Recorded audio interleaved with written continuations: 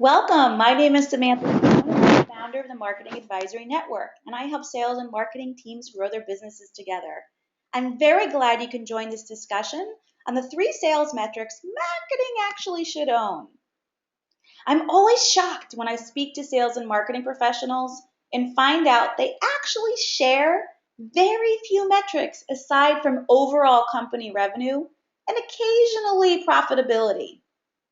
Marketers become responsible for leads, unique website visits, brand awareness, and sales is responsible for the length of the sales cycle, win rate, and bottom line, how much new business they close, and occasionally how much renewal business they close depending on their operation. On the surface, this makes perfect sense. Divide and conquer, right? But in fact, it's this clear lines of division that actually lead to a lot of unhealthy tension and worse for the organization's tremendous inefficiency in how the operation succeeds and grows. Our resources are kind of like a bone inciting a constant tug of war. It's exhausting having sales and marketing constantly battling over resources, blame, credit.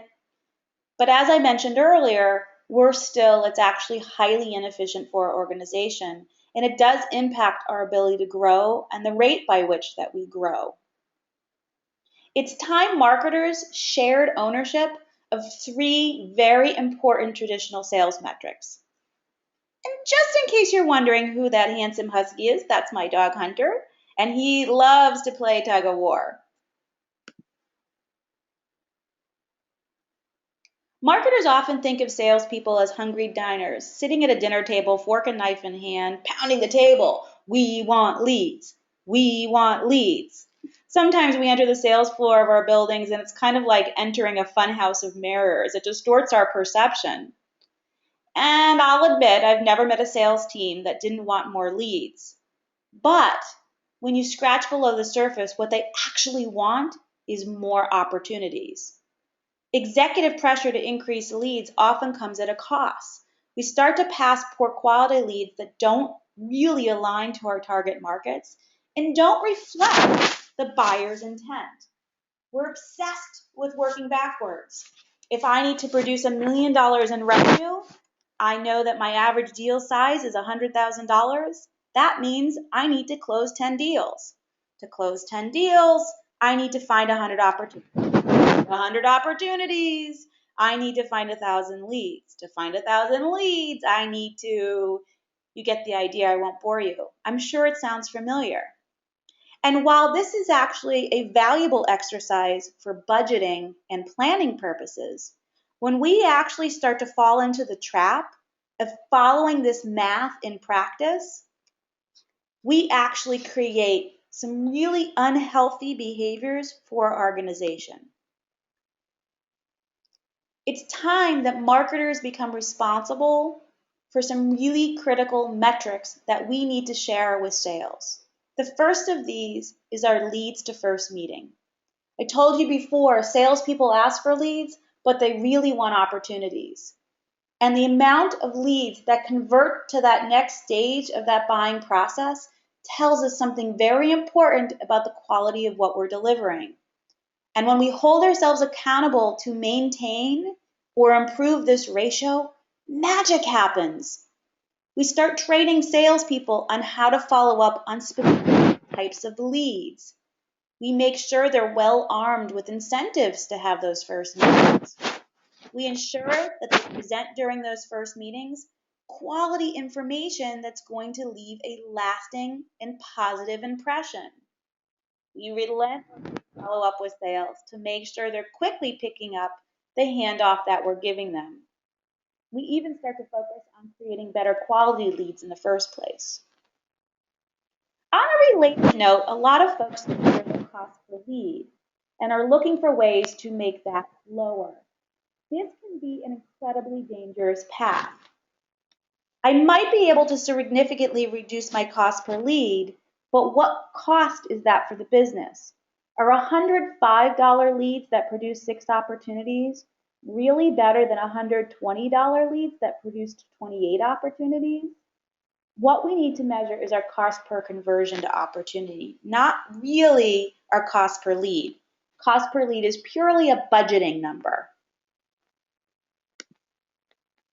Let's take a look at this example. Here you see a chart that shows over a 3-month period of time the number of leads that have been handed to sales and the number of first meetings that have resulted. You see in January and February we have a reasonably steady ratio. And then something happens in March. Did sales get distracted by ending their quarter? Did we introduce a new lead source that completely tanked?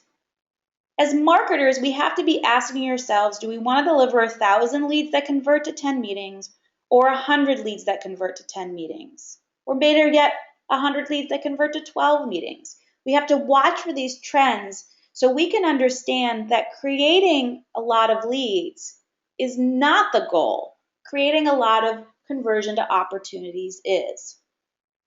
I'd argue that your credibility as a marketer with a sales team, as well as the overall efficiency of the organization, is best when our ratio is lower. Of course, there is a minimum threshold that every business must maintain, and that is going to be different for each of you. But when we focus exclusively on leads, we can really deceive ourselves into feeling very efficient when in fact we're not. The second metric we have to look at is length of time for each stage of the buying process. This is typically measured in days. I've met some very enlightened marketers who measure the conversion from lead to first meetings. They sometimes label these sales qualified leads. But even those folks rarely measure how long individuals are in each stage of the buying process. And it's a huge missed opportunity. All that buyer's journey mapping that we do, and we haven't figured out how to measure that efficiently yet. If we move to evaluating along the way, we reduce the amount of time each buyer spends in the buying stage at hand. We, by design, are going to focus marketing on improving those experiences along with our sales teams. We're going to identify if a salesperson or a sales region is doing a particularly bad job of those experiences so that we can help them. And we're going to take responsibility to make sure that we as an organization are successful. We improve the delivery and the format of content we're producing. And again, we better train the sales team to use all of those tools that we have spent so much resource, time, and energy creating. In this example, you'll see there are 5 stages to the buyer's journey that are tracked in this CRM system. Leads, demo, technical selection, proposal, and a negotiation. Fairly typical for a complex sales process. By measuring each of these, we can see what things are trending and how long people are spending in each stage of this process. It gives us clues about where we can make a difference and where we can make investments. One thing that you want to keep in mind is that it will take some time for your programs to impact, in particular, the later stages of these process. And you should expect 2 to 3 full sales cycle before you'll see a measurable, significant difference, although you will see some clues along the way. If you have an average sales process that's about 30 days, you'll need to give yourself 60 to 90 days to make sure that your programs are executing. Don't lose faith too quickly in the process. Our last metric is so important, it's win rate.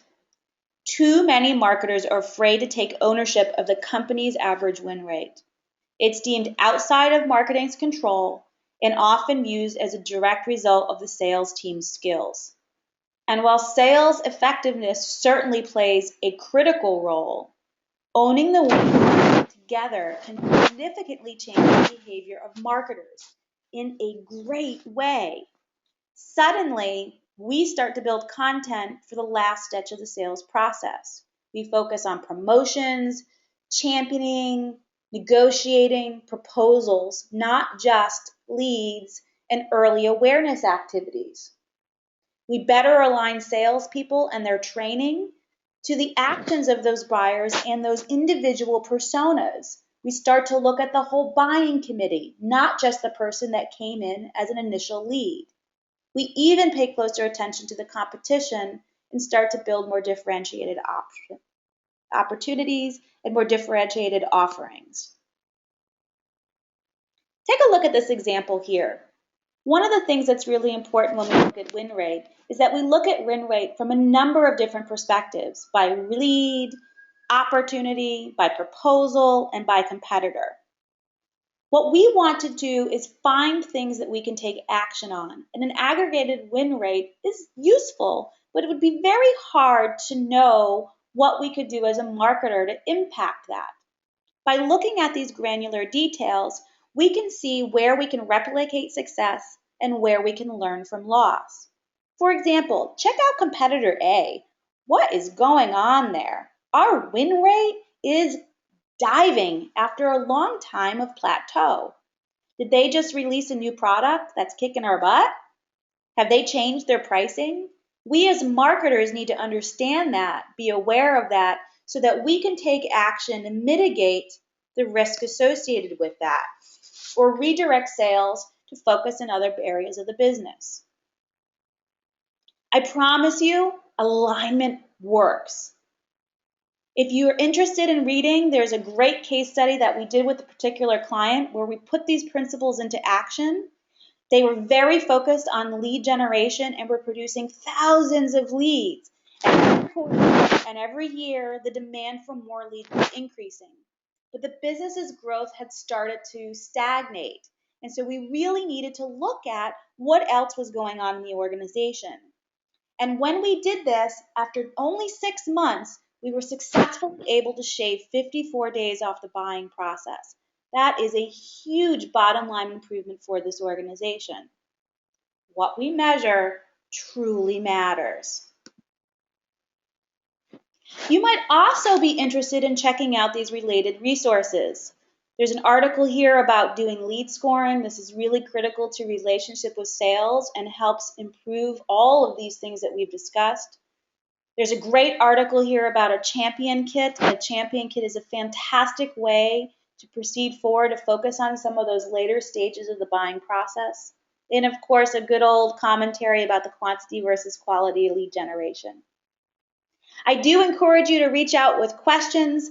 I'll do any amazing bits of advice for a piece of milk chocolate, but in all seriousness, I would really love to hear from you. Chocolate is completely optional. Please do reach out. I'm happy to answer questions and would love to learn what metrics you're focused on.